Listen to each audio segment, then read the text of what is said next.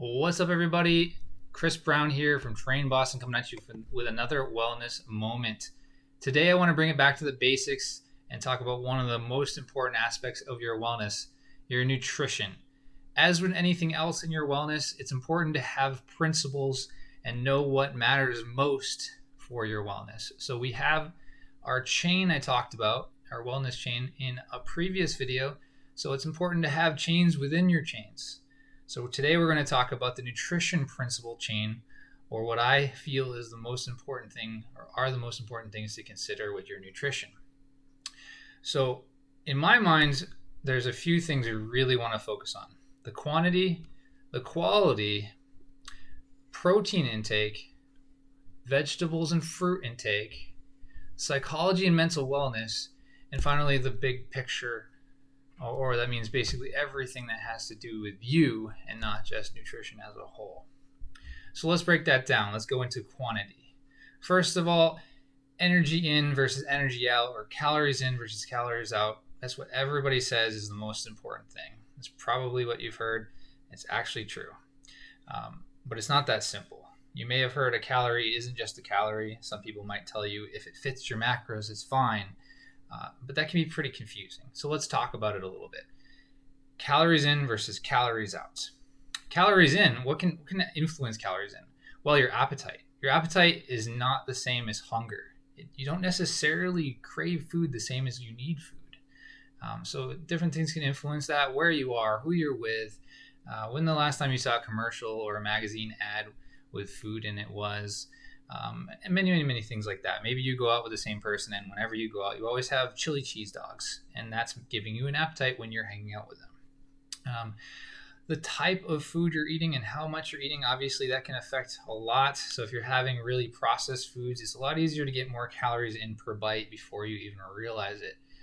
The bioavailability of food, or basically how much of the food you actually absorb, matters. Some foods are highly processed, you don't absorb everything in them. Some foods are actually pretty good for you, but you won't absorb them because your stomach isn't functioning optimally. Another thing that can matter is your psychological or your mental wellness part. So if you're really stressed out, you're more likely to have trouble metabolizing things. If you're going out, again, I said social outings, and you're going out with the same people who like to go out and eat junk food all the time, you're probably going to eat a little bit more.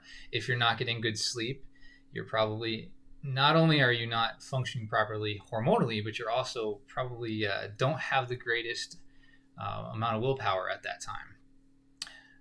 Calories out, that's pretty simple. This one's probably easier to understand. You have your BMR, or your basal metabolic rate, and that's calories burned at rest. So that you don't really have to work too much for. Then you got your exercise, and I'm talking like actual driven exercise where you're motivated to perform a goal. You're not just taking a light stroll for a walk. And then you do have that kind of movement. You have your mental type of movement, your restorative movement, going for a walk or going for a light swim. You're not really actively trying to burn calories or anything. You put those two things side by side and you can kind of figure out where you lie, but it's still not very clear. So it's important to look at that and then move on to the rest of the chains. Quality, number 2. Quality really matters. The more processed the food is, the lower the nutrient density there is. And what I mean by that is the more a food goes through a process of either taking things in or putting things out, it's going to lose a little bit. Maybe it has less vitamins or minerals in it. Maybe they added something that isn't so good for you, or maybe they just have too much or too little of something. Many people have to go on a low sodium diet, and so, sodium is a great way to preserve food. Same with trans fats and other types of fats. So they add more and more to it. Also, companies know that the more fat and sodium there are in products, the more you're going to enjoy it. So they tend to put just the right amount in there, but it tends to be a little more than we actually need. This might actually be the most important factor for our nutrition for people, because when you take food and you keep the quality high, people tend to eat just the right amount. They tend to have the right ratios of vitamins and minerals and fats and proteins, because nature is pretty good at it. If you look at what an egg is made out of, it tends to have a good ratio of the types of fats in it and protein as well. Those foods they tend to be more bioavailable in the body, meaning they get readily absorbed easier. And you just feel better when you have high quality food, which puts you in a better mindset. The next thing that matters, and a lot of good diet plans have in common, is that your protein intake stays at a pretty good level. Now, the amount of protein you need, it will vary based on a lot of different factors on a person, your age, your gender, what your goals are. But we want to have everybody having a decent amount of protein frequently throughout the day. Now, why is that? Well, for one, protein is going to keep you, it's going to give you improved satiety, meaning you're going to feel full longer. Protein actually requires energy to break it apart. I don't want to get into it too much, but you have to break nitrogen bonds off of protein to break them down. So your body doesn't really like that inefficiency. So it's unlikely to store it in your body, which means adipose tissue or fats. The other thing is protein is very, very important, as most people know, for building and maintaining muscle mass. And the more muscle mass you have, your performance in exercise is going to be better, but also you're going to be burning more calories throughout every moment of every day. Next part of the chain is vegetables, and I put this in parentheses, fruits. The reason why I put fruit in parentheses is fruits tends to be more caloric, so you got to be careful when you're taking that in. You can't just consider fruits and vegetables exactly the same. It's always important to look at each thing in a closer light each time, instead of just grouping them together, I find. Okay, but you generally want to get more fruits and or vegetables. Okay, most people don't eat enough of them. You're trying to get 4 servings of vegetables, different vegetables minimum a day, and that may be very hard for you. And if it is hard for you, that's okay. You want to take it one step at a time and just be better. One thing at a time. You don't have to try to do a million vegetables every day. Just eat one type of vegetables a day if you're not eating one now. But I digress. Trying to get more variety, and you can easily put that as just colors in your diet, will really help improve your satiety, meaning you stay full longer. That's generally because of higher fiber, which is good for cancer prevention, anti-inflammation, and your bowel movements.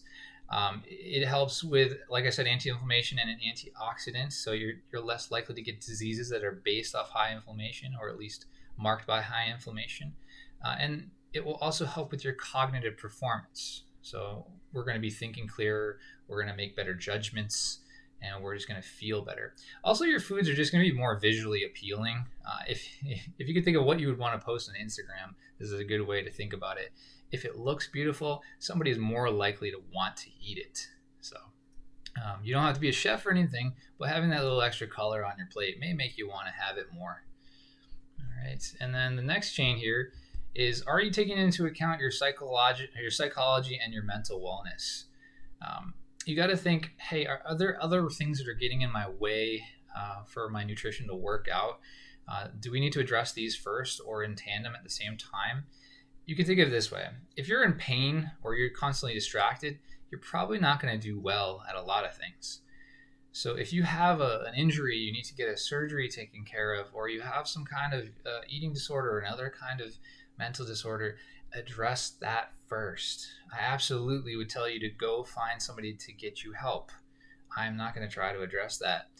And I'm not going to tell you, hey, we need to prioritize getting your vegetables in when you have such a pressing thing to take care of right away.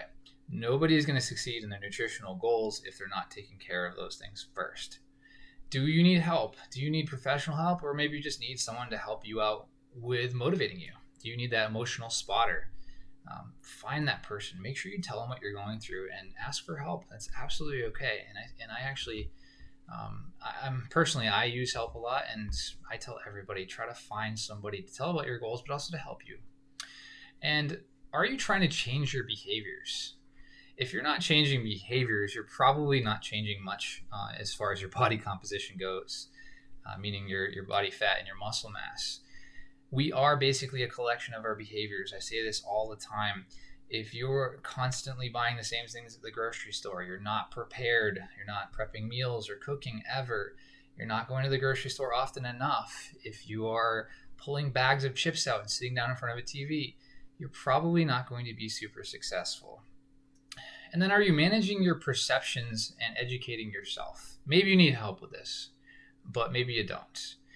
What I mean by perceptions is a lot of people will think a certain way of eating is better or worse, or they don't like certain types of foods, maybe. And if you're believing that something's better and not knowing for sure, you may be doing the wrong thing by accident.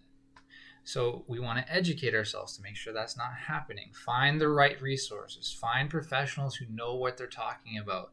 Make sure you're not just blindly reading random articles or magazines or listening to that famous celebrity. Find people with PhDs. Find people who are well accredited.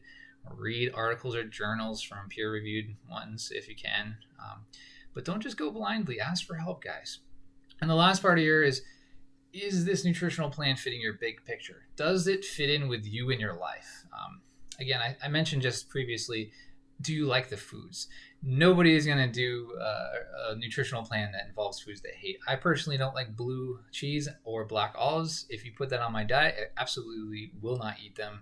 I might eat them for a little while and then stop eventually. That's probably true for almost everybody.